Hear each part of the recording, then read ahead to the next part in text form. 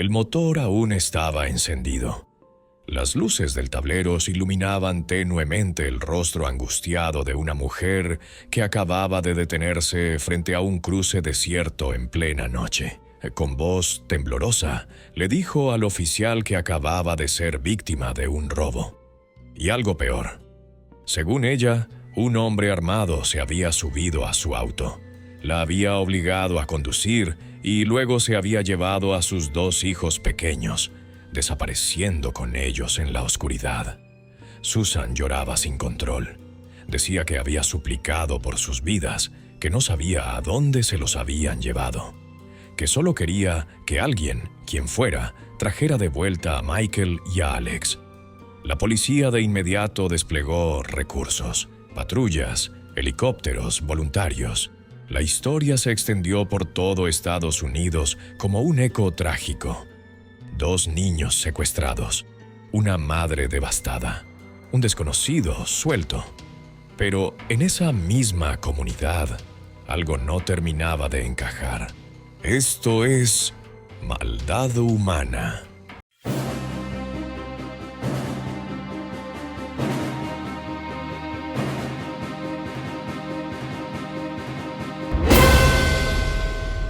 Susan Lake Bogan nació en 1971 en una pequeña ciudad del condado de Union, Carolina del Sur. Creció en un entorno disfuncional. Su padre se quitó la vida cuando ella tenía solo 6 años y su madre volvió a casarse poco después. Años más tarde, Susan declararía que fue maltratada por su padrastro durante su adolescencia, un trauma que la marcaría para siempre, aunque ese testimonio sería cuestionado por algunos miembros de su familia. Desde muy joven, Susan proyectaba la imagen de una chica amable, responsable, incluso carismática. Trabajaba como cajera en una tienda local mientras aún asistía a la secundaria. Llamaba la atención por su sonrisa permanente y su forma de hablar dulce, casi infantil. Esa imagen, la de una mujer aparentemente estable y correcta, se mantendría durante años, hasta que su vida se quebró por completo. En 1991, con solo 19 años, Susan se casó con David Smith, un joven trabajador de una empresa textil. Él venía de una familia religiosa y humilde y trabajaba turnos rotativos en una fábrica para sostenerlos. Ambos tenían más en común de lo que parecía. Habían crecido entre dificultades, cargaban heridas del pasado y buscaban desesperadamente construir una vida diferente. Pero ese matrimonio, desde sus primeros meses, estuvo marcado por la tensión. Susan era inestable, demandante, celosa. David, por su parte, era propenso a la evasión, al alcohol, y más de una vez fue sorprendido siéndole infiel. Se separaron, volvieron, discutían de forma constante. Y, sin embargo, entre esas idas y vueltas, llegaron los hijos. En 1991 nació Michael Daniel Smith. Y 2 años más tarde, en 1993, llegó Alexander Tyler Smith. Susan tenía solo 22 años cuando ya era madre de 2 pequeños. Para entonces el matrimonio estaba en ruinas. David la había dejado otra vez y Susan empezó a verse con otros hombres. Uno de ellos era Tom Findlay, el hijo del dueño de la compañía donde ella trabajaba como secretaria. Tom era soltero, rico y mucho más sofisticado que cualquier hombre del entorno de Susan. Empezaron a salir y Susan se obsesionó con él. Pero Tom no quería lo mismo. Le gustaba Susan, pero no estaba dispuesto a formar una familia con una mujer separada y con 2 hijos pequeños. Susan, sin embargo, no lo aceptaba. Le escribía cartas, lo llamaba, buscaba desesperadamente que él cambiara de opinión.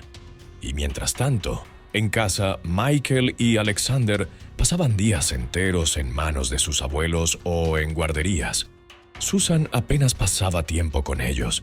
Había comenzado a vivir como si los niños no fueran parte de su futuro. Y ese detalle, ese cambio silencioso en su conducta como madre, sería el que marcaría la diferencia entre una vida destruida y una tragedia que el mundo jamás olvidaría.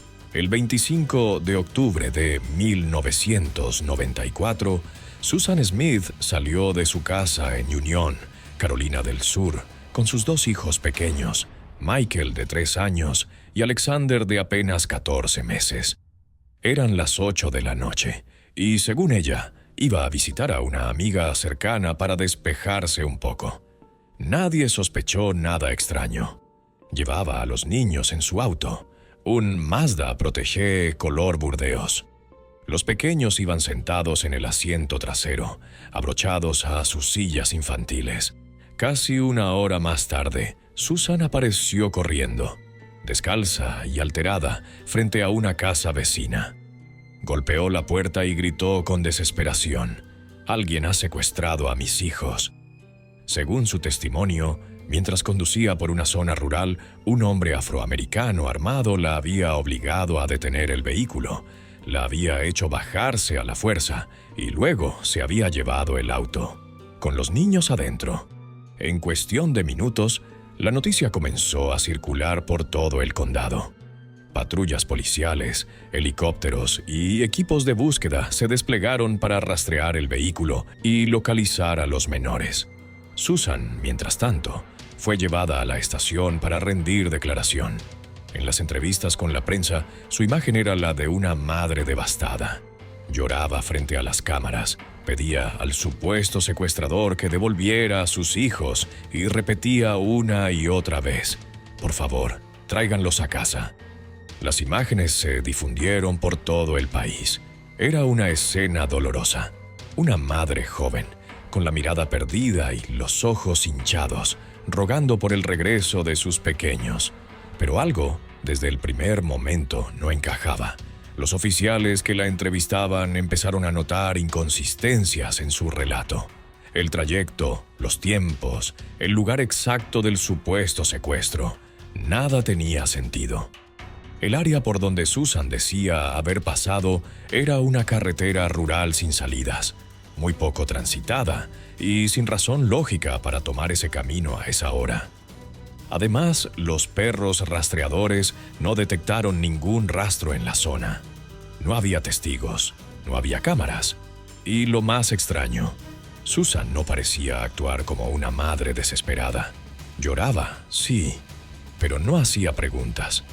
No exigía que se hicieran cosas, no mostraba ira. Solo repetía las mismas frases como si las hubiese memorizado. Mientras las horas pasaban y la historia se expandía en los medios, los agentes del FBI comenzaron a presionarla. Algo no cuadraba, y la sensación era cada vez más clara. Susan Smith sabía perfectamente dónde estaban sus hijos. Durante los días siguientes, el caso paralizó a todo el país.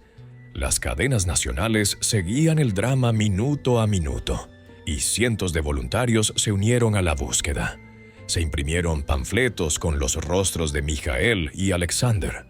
Las calles de Union se llenaron de carteles, velas y flores. La comunidad se volcó con Susan, pero los investigadores ya no creían su historia. Interrogaron a sus amigos, a sus vecinos, a su exesposo. Todos coincidían en algo. Susan estaba deprimida. Desde que su relación extramarital con un hombre de buena posición terminó abruptamente, parecía haber perdido el control. Había sido una relación intensa, pero corta, y lo que la policía descubrió fue demoledor. Tom le había enviado una carta clara y fría donde le decía que no quería una relación con alguien que tuviera hijos. Susan, al parecer, no lo aceptó bien. Los días pasaban y la presión sobre ella aumentaba. El FBI le pidió que se sometiera al polígrafo y ella se negaba. En más de una ocasión se contradijo. Finalmente, la noche del 3 de noviembre, 9 días después de la desaparición, Susan pidió hablar a solas con los agentes. Se sentó frente a ellos, bajó la mirada y rompió en llanto. Entre sollozos, confesó que no había ningún secuestrador. Dijo que había estado conduciendo sola con sus hijos, que se dirigió al lago John D. Long y que allí tomó una decisión irreversible. En un tramo solitario, detuvo el auto en una rampa para botes. Michael y Alexander dormían en el asiento trasero. Susan colocó el freno de mano, salió del coche y caminó hasta el borde del agua. Luego, regresó, se subió al vehículo y lo puso en neutral. Afuera, en completo silencio, Susan observó cómo el auto comenzaba a avanzar lentamente hacia el lago, con sus hijos adentro. No gritó, no corrió, solo se quedó de pie mientras el auto se hundía en las aguas oscuras, tragado por la noche. Horas después, volvió a su casa y construyó toda la historia del secuestro. La policía no necesitó más pruebas. A la mañana siguiente, buzos especializados localizaron el vehículo en el fondo del lago, con los cuerpos de los pequeños aún dentro de sus asientos. La escena fue indescriptible, y mientras los rescataban, Susan Smith fue arrestada. Su rostro, antes símbolo de angustia materna, se convirtió en el retrato del engaño más cruel. Tras su arresto, Susan fue trasladada al centro de detención del condado. Los medios de comunicación, que antes cubrían la historia como un secuestro desgarrador, ahora se volcaban sobre una nueva narrativa, la de una madre que engañó al país entero. Las preguntas comenzaron a multiplicarse. ¿Cómo una mujer aparentemente devota y afectuosa podía llegar a ese punto? ¿Qué clase de dolor o distorsión mental podía llevar a alguien a tomar una decisión tan irreversible? Durante los interrogatorios posteriores, Susan dio más detalles. Afirmó que no planeó el crimen por días, sino que fue algo impulsivo. Dijo que sentía que sus hijos estarían mejor en el cielo, que el rechazo amoroso la había dejado rota. También habló de sentirse sola, atrapada, vacía. Pero esas palabras no bastaron para justificar lo que había hecho. La acusaron de 2 cargos de asesinato: el auto hundido, los cuerpos y la carta de ruptura de Tom Findlay se convirtieron en piezas clave del caso. El padre de los niños, David Smith, enfrentaba su propio infierno. Había perdido a sus hijos de la forma más cruel imaginable. Y la responsable era la mujer con la que había compartido una vida. Las cámaras lo captaban llorando fuera del tribunal, abrazado a familiares, con la mirada perdida. La historia había dejado de ser simplemente un crimen. Era una herida abierta en la conciencia colectiva del país. El juicio de Susan Smith comenzó el 18 de julio de 1995. Susan fue sentenciada a cadena perpetua con posibilidad de libertad condicional después de 30 años. Su llanto en la sala no conmovió a muchos. Para el país, el daño estaba hecho. 2 vidas apagadas por quien debió protegerlas. La imagen de los 2 niños sonriendo en las fotos escolares quedó grabada en la memoria colectiva como símbolo de inocencia perdida. El 20 de noviembre de 2024, tras haber cumplido 30 años en prisión, Susan Smith se presentó ante la Junta de Libertad Condicional de Carolina del Sur por primera vez. La decisión fue unánime. Se le negó la libertad. Todos los miembros de la Junta votaron en contra de su liberación. Tanto el fiscal original del caso como su exesposo, David Smith, llevaron testimonios emocionados para pedir que no se le concediera ninguna oportunidad. Susan rompió en llanto. Dijo: «Sé que lo que hice fue horrible. Daría cualquier cosa por volver atrás, pero sus palabras no bastaron para ablandar a quienes decidieron su destino. Ahora tiene 53 años y deberá esperar hasta noviembre de 2026 para poder solicitar nuevamente su libertad condicional. Para muchos, no existe ningún motivo válido para una segunda oportunidad. Gracias por ver este video. Si este caso te impactó, te invito a que te suscribas, le des like y actives la campanita de notificaciones para que sigas descubriendo más historias oscuras como esta. Esto es Maldad Humana.